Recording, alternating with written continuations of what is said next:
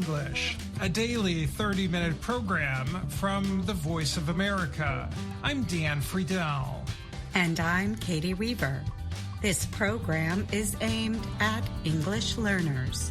So we speak slowly, and we use words and phrases especially written for people learning English. Today, Gina Bennett brings us Ask a Teacher. We also hear a report from my co-host, Dan Friedel.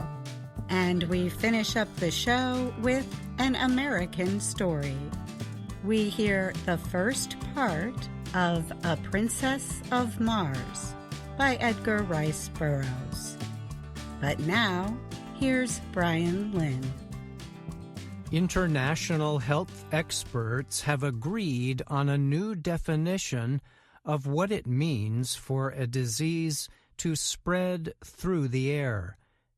The agreement came after the World Health Organization, WHO, cooperated with hundreds of international health experts to explain or clarify the meaning. The WHO said the technical document it issued was the first step towards finding better methods to better prevent airborne disease spread. The document says the term "through the air" can be used for infectious diseases in which the main spread involves a pathogen traveling through the air or being suspended in the air. The experts said this is similar to the official description of waterborne diseases. The WHO's new explanation is an effort to avoid public misunderstandings about how some diseases can be passed through the air or are airborne. Such misunderstandings happened during the COVID-19 pandemic. The WHO was criticized by many scientists during the early days of COVID-19 in 2020.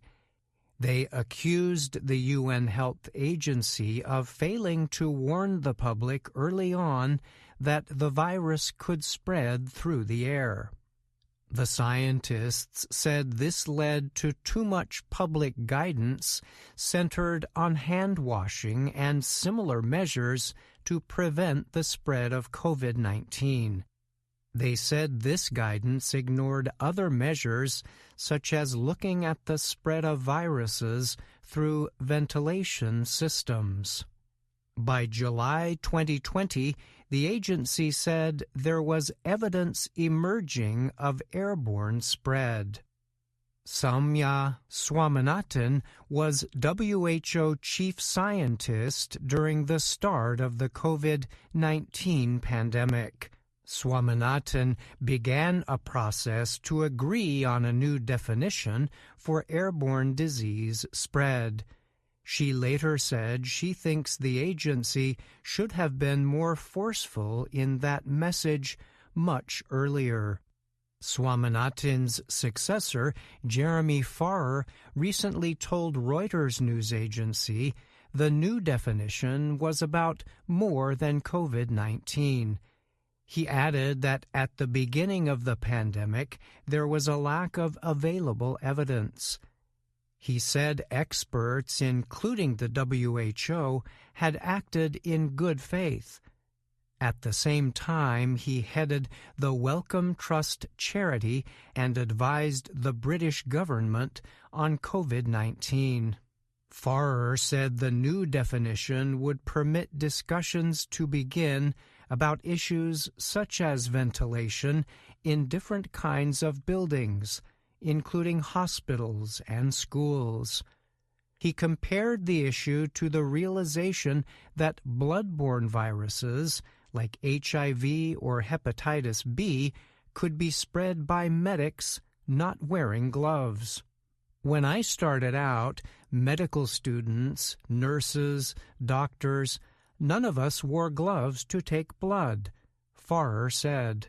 Now it is unthinkable that you wouldn't wear gloves, but that came because everyone agreed on what the issue was. They agreed on the terminology. The change in practice came later. He added, I'm Brian Lynn.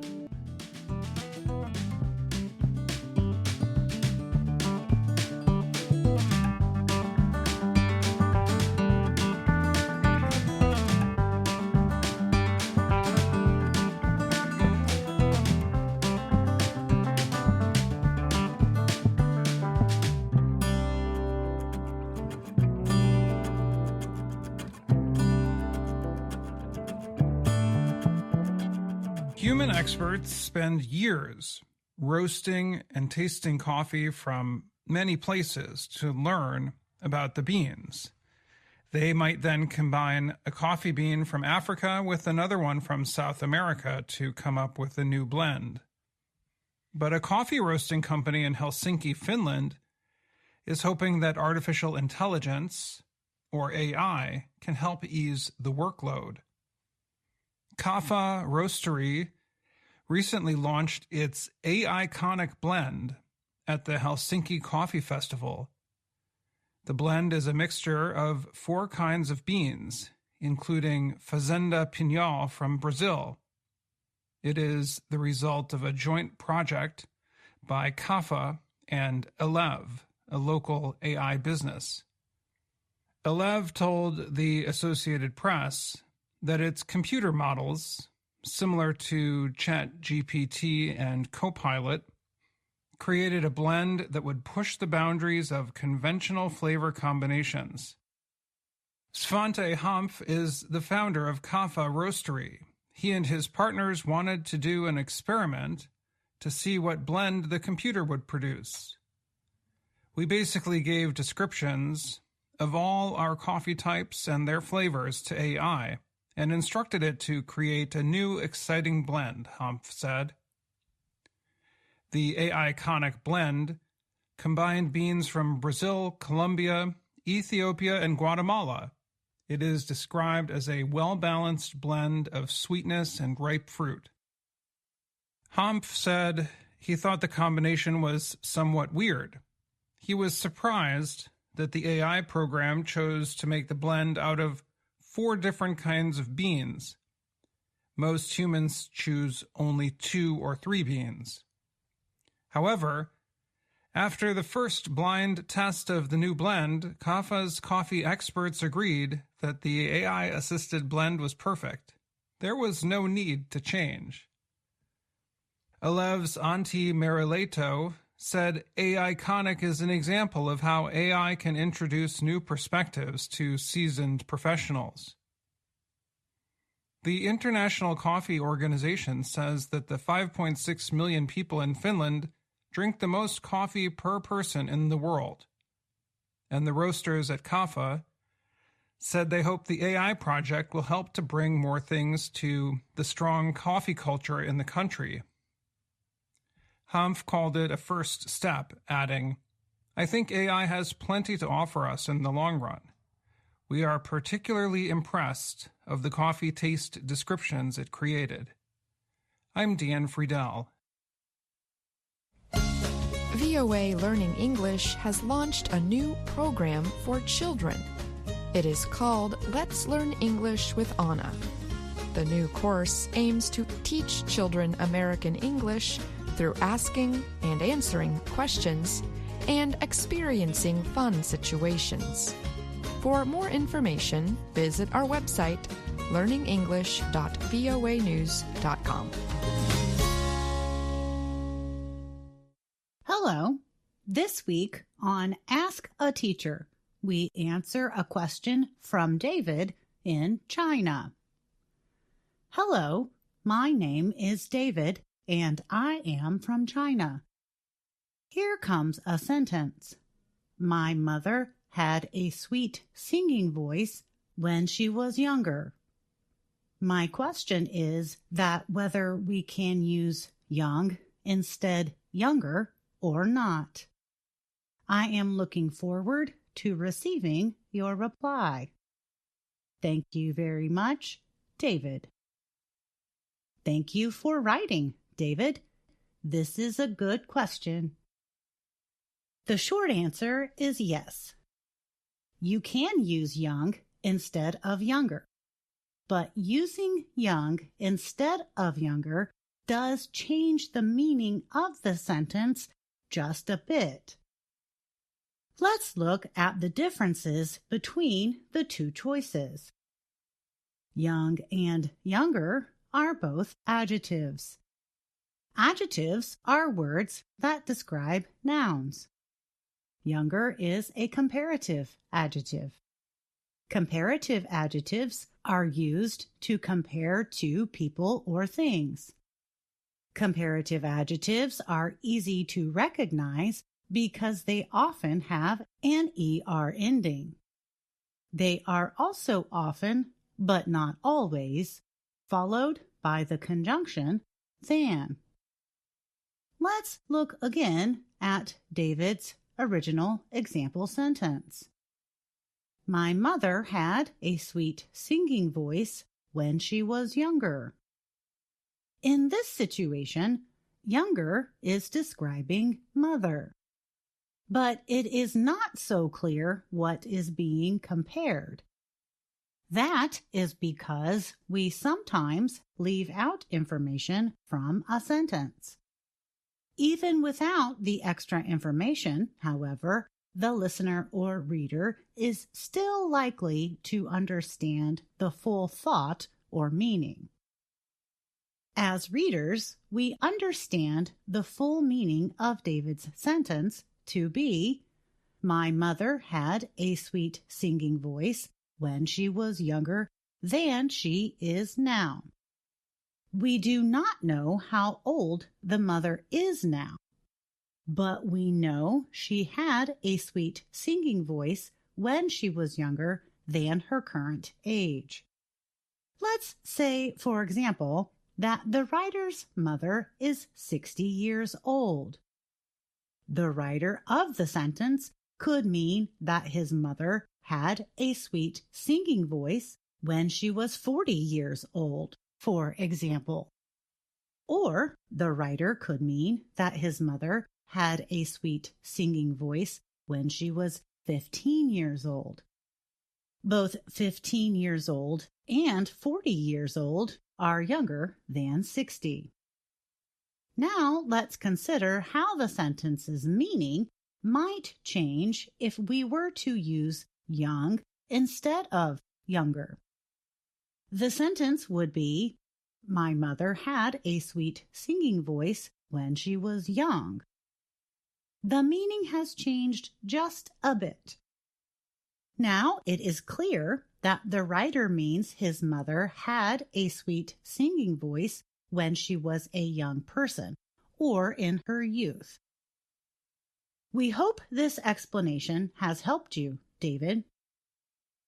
Do you have a question about American English? Send us an email at learningenglish@voanews.com. And that's Ask a Teacher. I'm Gina Bennett.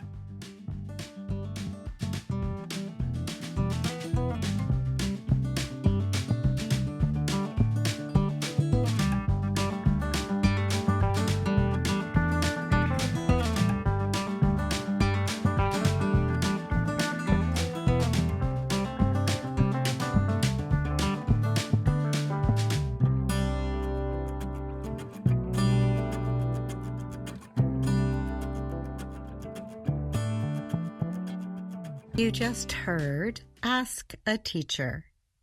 Now, teacher Gina Bennett joins me for a chat. Gina, you are younger than I. I'm not providing any specific ages. That's personal info. Yes, you are older than I am. But I am younger than Learning English. It was launched in 1959. My launch came later. So learning English is older than the both of us.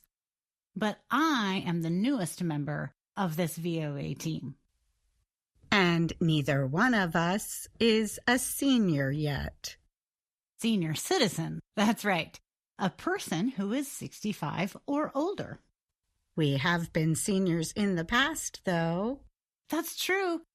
High school and college students are called seniors in their final academic year before graduation or completion of studies. I was a college senior for several years, but that is another story for another time. Thanks for coming in, Gina. It is always fun to talk with you. You too, Katie.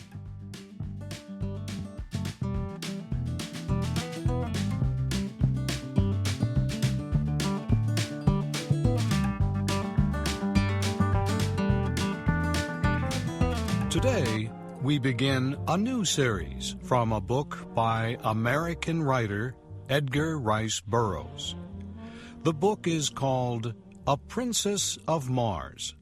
It is the first book in a series that Mr. Burroughs wrote about a man who travels to Mars during the last years of the 1800s.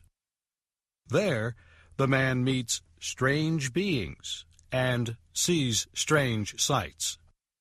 At first, he is a captive, then a warrior, and after many battles, a prince of a royal family. Shep O'Neill begins the story of A Princess of Mars.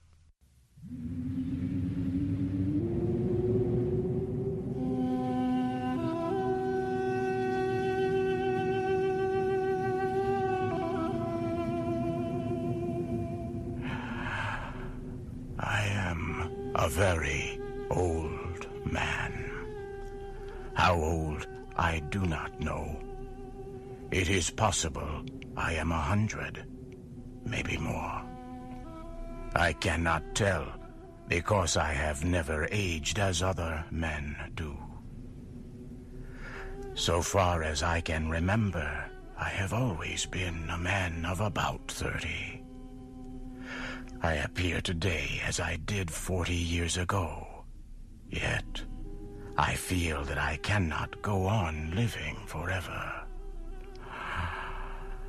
Someday, I will die the real death from which there is no escape. I do not know why I should fear death, I who have died 2 times and am still alive. I have never told this story. I know the human mind will not believe what it cannot understand. I cannot explain what happened to me. I can only tell of the 10 years my dead body lay undiscovered in an Arizona cave.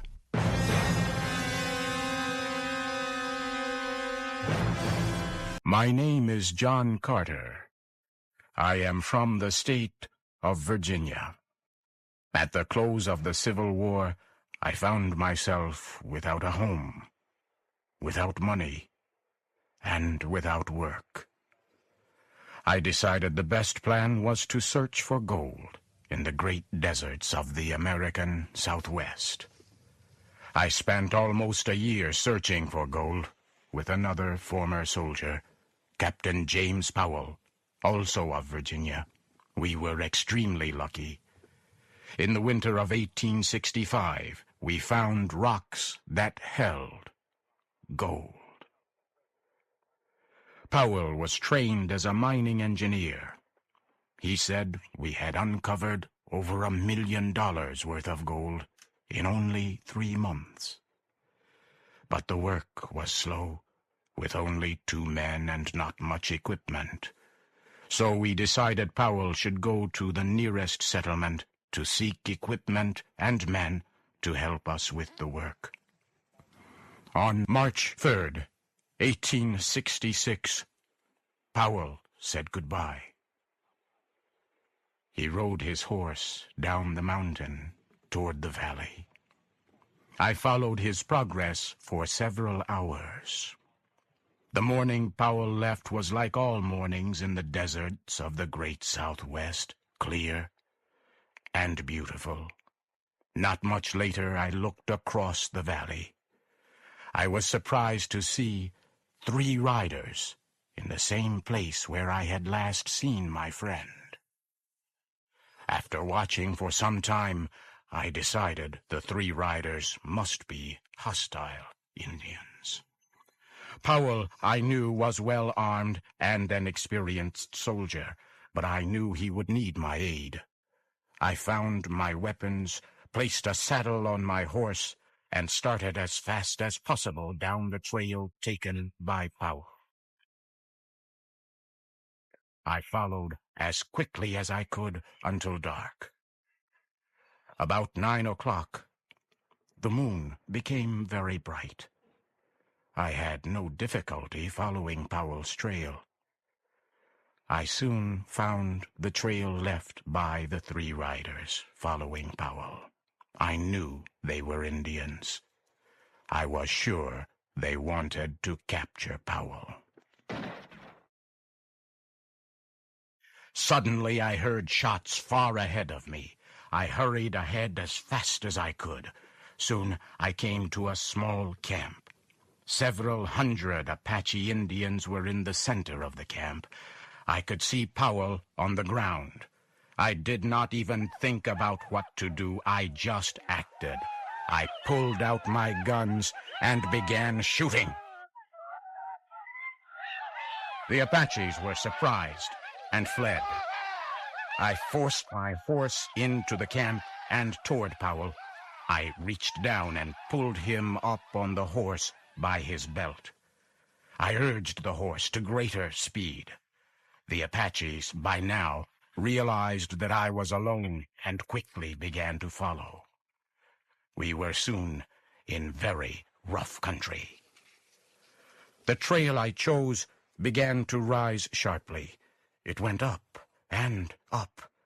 I followed the trail for several hundred meters more until I came to the mouth of a large cave. It was almost morning now. I got off my horse and laid Powell on the ground. I tried to give him water, but it was no use. Powell was dead. I laid his body down and continued to the cave. I began to explore the cave. I was looking for a safe place to defend myself, or perhaps for a way out, but I became very sleepy. It was a pleasant feeling.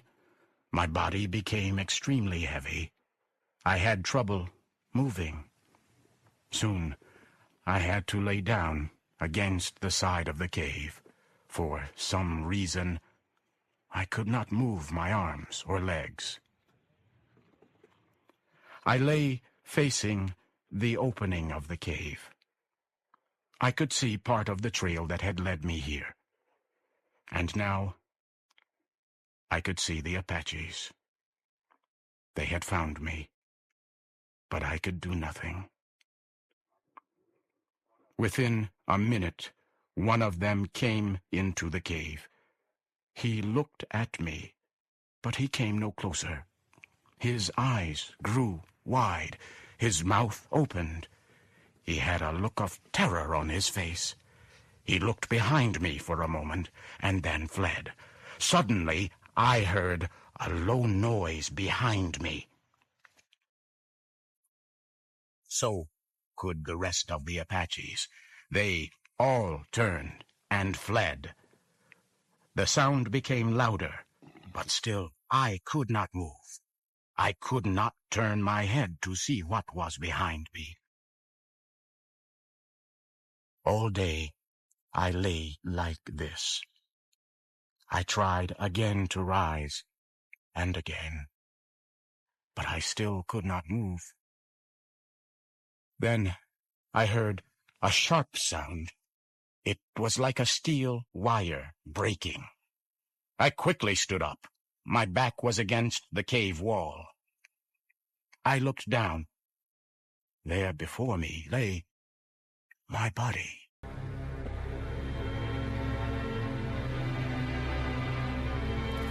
For a few moments, I stood looking at my body.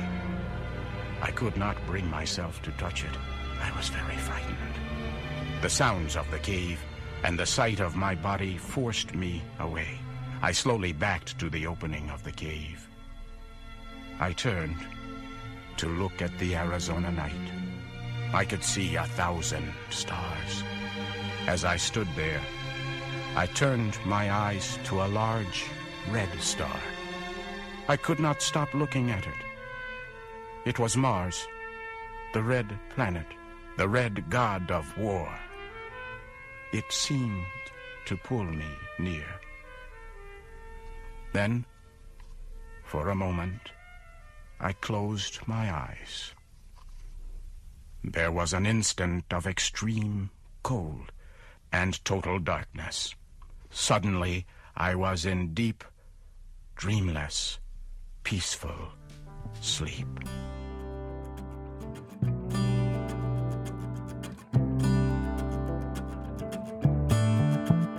I opened my eyes upon a very strange land.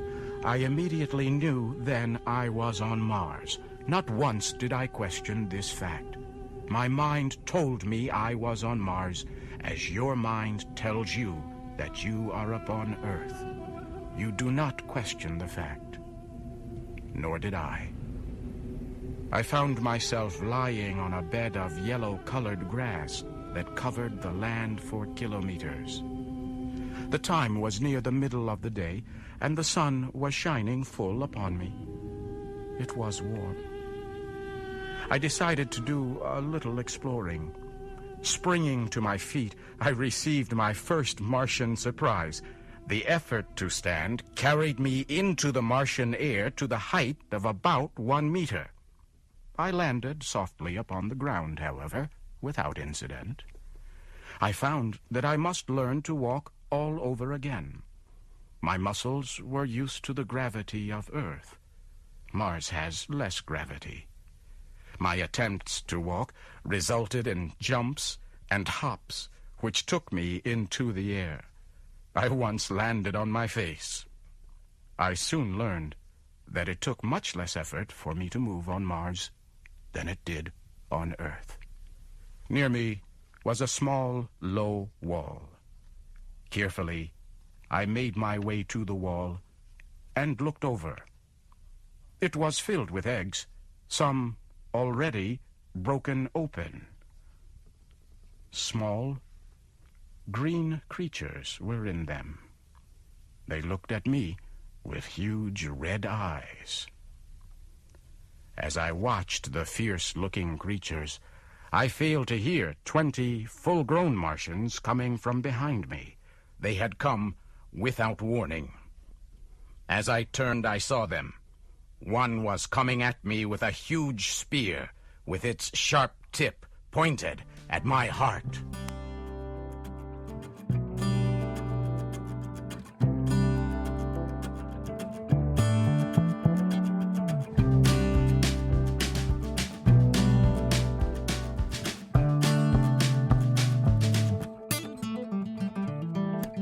You have been listening to A Princess of Mars.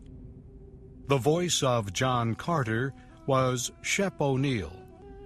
Join us again next week for the next part of the Edgar Rice Burroughs story, A Princess of Mars.